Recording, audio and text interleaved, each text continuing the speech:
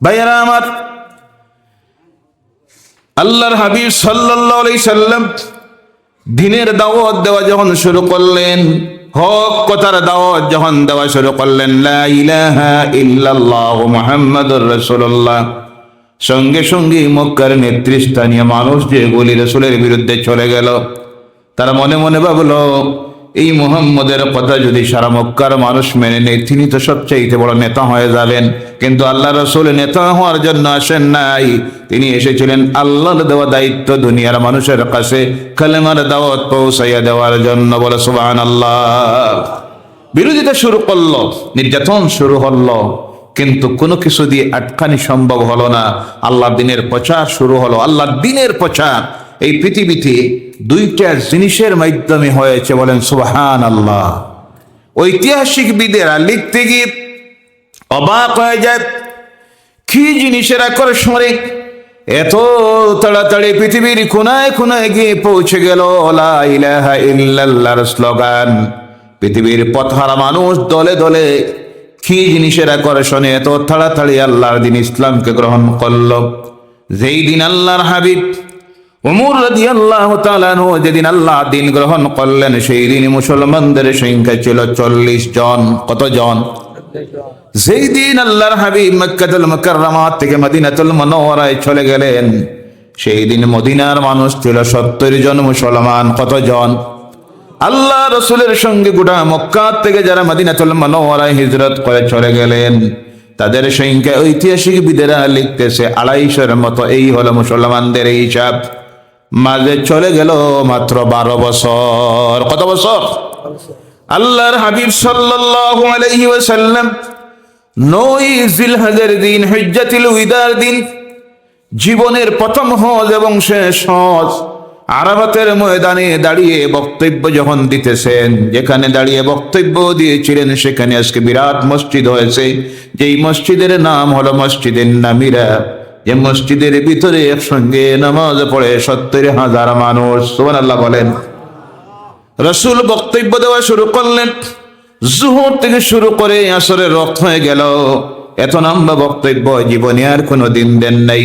বক্তব্যের শেষে গিয়ে বললেন, ও আমার সাহাবীরা, আগামী বছর এই তারিখে এই ময়দানে তোমাদের সঙ্গে আমার সাক্ষাৎ হতে পারে, নাও হতে পারে।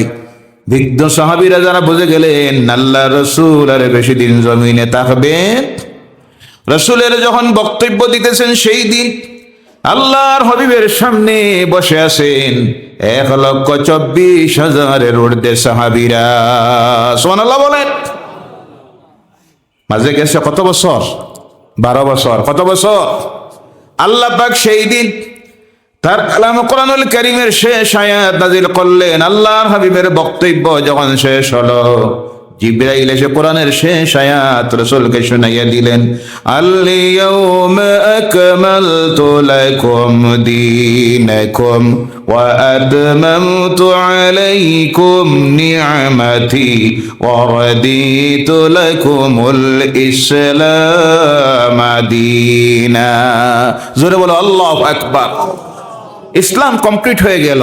আল্লাহর দেওয়া নিয়ামতগুলি আল্লাহ পরিপূর্ণ করে দিলেন, আর আমাদের জন্য আল্লাহর পক্ষ থেকে দিনে ইসলামকে ধর্ম হিসাবে মনোনীত করা হলো। বলো সুবহানাল্লাহ। ঐতিহাসিকবিদেরা অবাক হয়, কি জিনিসের আকর্ষণে এত তাড়াতাড়ি এত মানুষ ইসলাম গ্রহণ করলো। খুঁজাইয়া গিয়ে দেখে 2টা কারণ। কয়টা? 1 নম্বরের কারণ হলো আল্লাহর কালাম কোরআনুল কারীমের আকর্ষণে পৃথিবীর মানুষ আল্লাহর দ্বীন গ্রহণ করেছিল। আল্লাহ পাক এমন এক কিতাব দিলেন, যেই কিতাবের সবচাইতে বড় মুজিজা হলো মানুষ বুঝে পড়ুক না বুঝে পড়ুক, যতই পড়ে ততই মজা লাগে। সুবহানাল্লাহ।